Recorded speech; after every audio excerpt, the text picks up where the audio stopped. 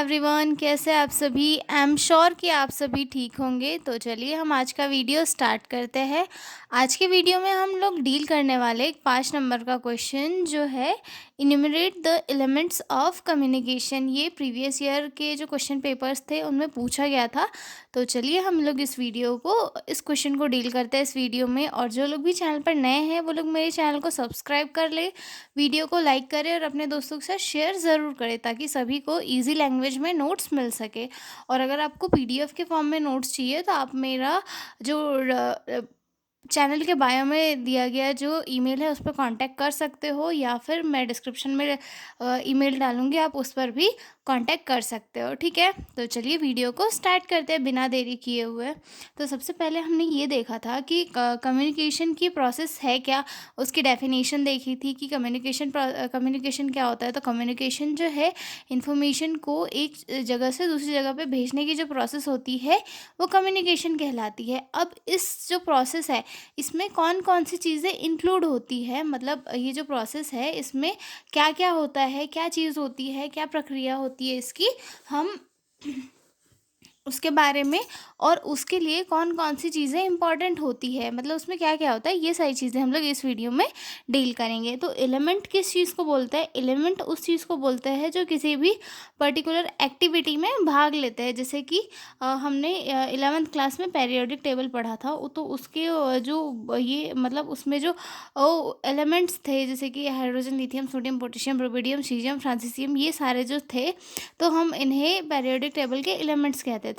तो वैसे ही यहाँ पर कम्युनिकेशन जो प्रोसेस होती है उसके भी एलिमेंट्स है, और हम उनको देखते हैं। ठीक है, तो इसमें इसके टोटल 7 एलिमेंट्स है, और इसमें एक और एलिमेंट को हम लोग काउंट कर सकते हैं, वो आता है बैरियर। ठीक है, फिलहाल मैंने उसमें लिखा नहीं, लेकिन अगर आपको आंसर की लेंथ जो है अगर और ज़्यादा बढ़ानी हो तो आप उसमें ऐड कर सकते हो। ठीक है, तो इसमें फर्स्ट एलिमेंट है सेंडर, जो कि सोर्स होता है या फिर कम्युनिकेटर होता है, सोर्स का है का इन्फॉर्मेशन का। ठीक है, उसके बाद सेकंड आता है मैसेज, देन थर्ड आता है इनकोडिंग, देन फोर्थ आता है चैनल, या फिर फिफ्थ आता है receiver, then decoding, then feedback. ठीक है, अब हम इन्हें डिटेल में डिस्कस करते हैं।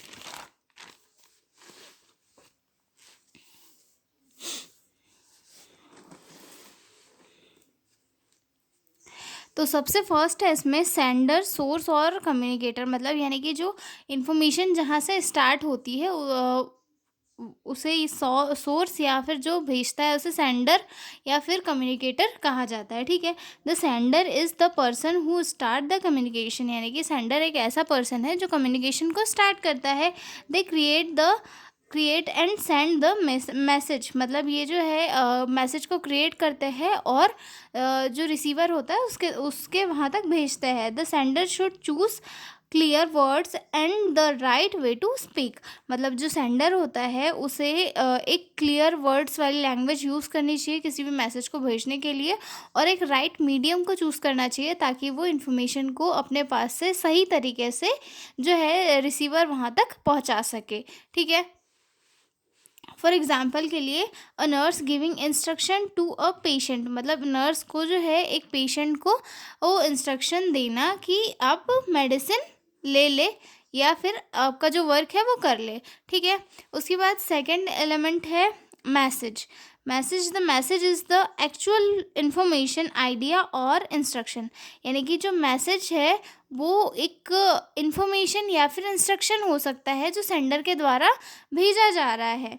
It can be spoken, written और शोन थॉट बॉडी लैंग्वेज, मतलब ये जो है मैसेज वर्बली भी दिया जा सकता है, रिटन वे में दिया जा सकता है, बॉडी लैंग्वेज शो करके भी दिया जा सकता है। ठीक है, the message must be clear and understandable, सिर्फ जो मैसेज है वो किसी भी वे में दिया जाए वो मैटर नहीं करता, सिर्फ ये मैटर करता है कि जो मैसेज है वो एक अच्छे से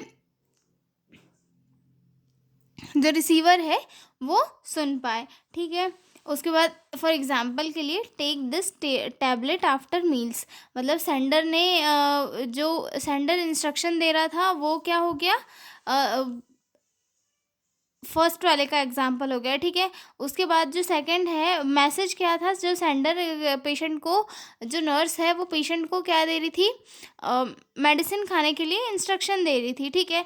तो take this tablet after meals, यानी कि ये जो नर्स है उसका मैसेज हो गया, ठीक है। अब आते हैं इनकोडिंग पे। इनकोडिंग जो है कम्युनिकेशन प्रोसेस की थर्ड स्टेज है, ठीक है। Encoding means changing the idea into words, signs और actions. The sender decide how to express the message clearly. Good encoding help the receiver understand easily. Encoding क्या होता है?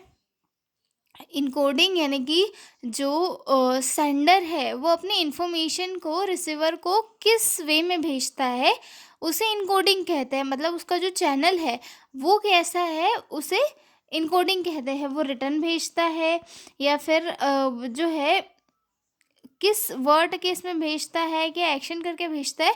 तो ये जो मतलब इनकोडिंग दैट मीन्स कि जो मैसेज है उसका रिसीवर तक पहुंचना। तो इन पहुंचने तक की प्रोसेस को क्या कहते हैं? इनकोडिंग, ठीक है। For example, a doctor explain the a disease in simple terms using diagram. मतलब जो डॉक्टर है वो नर्सेस या फिर किसी भी लोगों को डिसीज़ के बारे में एक्सप्लेन कर रहा है थ्रू डायग्राम, ताकि लोगों को अच्छे से समझ आ सके, ठीक है। उसके बाद फोर्थ आता है चैनल या फिर मीडियम, ठीक है। The channel is the path through which the message travels. मतलब चैनल एक पाथ होता है जिसके थ्रू जो मैसेज है वो सेंडर से लेके रिसीवर तक जाता है। It can B verbal, spoken, non verbal और रिटन नोट्स। मतलब ये जो चैनल है वो वर्बली भी हो सकता है, यानी कि कोई पर्सन जो है वो बोल के अपनी जो इन्फॉर्मेशन है वो रिसीवर तक पहुंचा सकता है, या फिर रिटन वे में भी पहुंचा सकता है।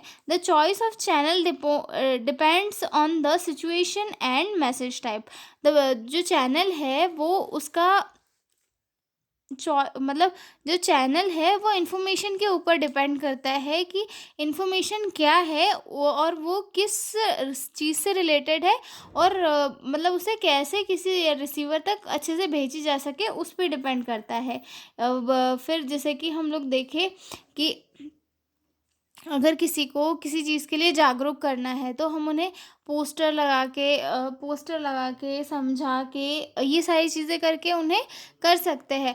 वहीं पर अगर हमें किसी चीज़ का ऐड करना हो तो हम टीवी पर ऐड दे सकते हैं। तो मतलब एक टीवी पर ऐड देना एक चैनल हो गया, देन पोस्टर लगाना एक चैनल हो गया। और अगर हमें वैक्सीनेशन के लिए किसी को मतलब वैक्सीनेशन के लिए अगर सोसाइटी को ही प्रमोट करना है तो हम घर घर जाके लोगों को वैक्सीनेशन के बारे में इंफॉर्मेशन देंगे और उन्हें वैक्सीन लगाने के लिए जो है प्रमोट करेंगे, ठीक है। उसके बाद अगला पॉइंट है receiver. Receiver is the person who gets the message. They must pay attention and be ready to understand. The receiver's understanding depends on their knowledge and condition. Receiver ऐसा पर्सन होता है, मतलब जो सेकंड पर्सन होता है communication की process में। Receiver जो इन्फॉर्मेशन को गेन करता है, मतलब वो अपनी अटेंशन सेंडर के सामने रखता है और फिर सेंडर उसे इन्फॉर्मेशन भेजता है और फिर रिसीवर जो है उस इन्फॉर्मेशन को समझता है।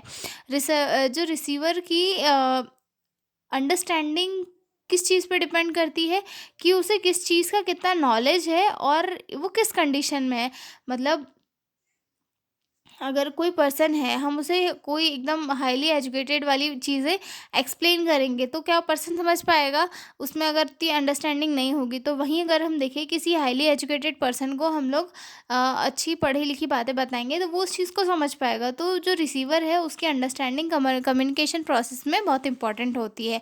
नहीं तो कुछ कभी ऐसा होता है कि जो रिसीवर है वो मैसेज को अच्छे से समझ ही नहीं पाता है और कुछ उल्टा सीधा निकाल लेता है। तो नर्सिंग फील्ड में जो कम्युनिकेशन की प्रोसेस होती है वो बहुत इम्पॉर्टेंट होती है, क्योंकि वहाँ पे ये भी समझना होता है कि जो इन्फॉर्मेशन है वो हमें रिसीवर तक कैसे देनी है, रिसीवर कैसा है, हमें उसे किस लैंग्वेज में समझानी है, किस चैनल के थ्रू समझानी है और कैसे कैसे उसे एक्सप्लेन करना है, ठीक है।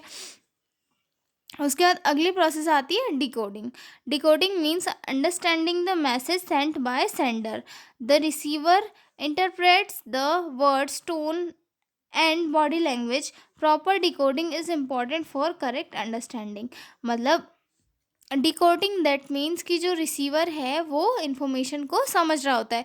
इन्फॉर्मेशन रिसीवर के पास पहुंच गई है, अब वो रिसीवर जो है इन्फॉर्मेशन को डिकोड कर रहा है, दैट मीन्स उसे समझ रहा है। और इन्फॉर्मेशन की डिकोडिंग बहुत इंपॉर्टेंट होती है किसी भी इन्फॉर्मेशन को समझने के लिए। ठीक है, उसके बाद अगला पॉइंट है इसमें feedback. Feedback is the response the receiver gives to sender. It shows whether the message was understood or not. Feedback can be verbal or non-verbal, like a note, question or answer. मतलब जो feedback है, feedback that means कि जो sender और receiver को message भेजता है कोई भी, तो वो उस मैसेज से रिलेटेड कुछ चीज़ें कि आपका मैसेज सही था, अच्छा था, गलत था, मुझे कैसा लगा, ये सारा फीडबैक जो है रिसीवर तक रिटर्न भेजता है। तो ये प्रोसेस जो है फीडबैक कहलाती है। ठीक है, और ये प्रोसेस काफ़ी इंपॉर्टेंट होती है और ये वर्बली भी हो सकती है और नॉन वर्बली भी हो सकती है। ठीक है, आई एम श्योर कि आपको एलिमेंट्स ऑफ कम्युनिकेशन समझ में आए होंगे। तो अब हम मिलेंगे अगले वीडियो में एक नए लेक्चर के साथ। मैं आपको थोड़ा सा कम्युनिकेशन प्रोसेस का एक डायग्राम दिखा देती हूँ, आपको ये हेल्पफुल होगा, समझ में आ जाएगा। ये प्रोसेस ऑफ कम्युनिकेशन है, ये देखिए सबसे फर्स्ट आता है सेंडर, फिर आता है इनकोडिंग, फिर message, then channel, then receiver, then decoding. और जो सेंडर होता है, सॉरी मैंने ये गलत लगा दिया यहाँ पे, ये यहाँ पे आना चाहिए था। ठीक है, ओके। फिर जिसे डिकोडिंग होती है, डिकोडिंग के बाद में रिसीवर से लेकर डायरेक्ट यहाँ पे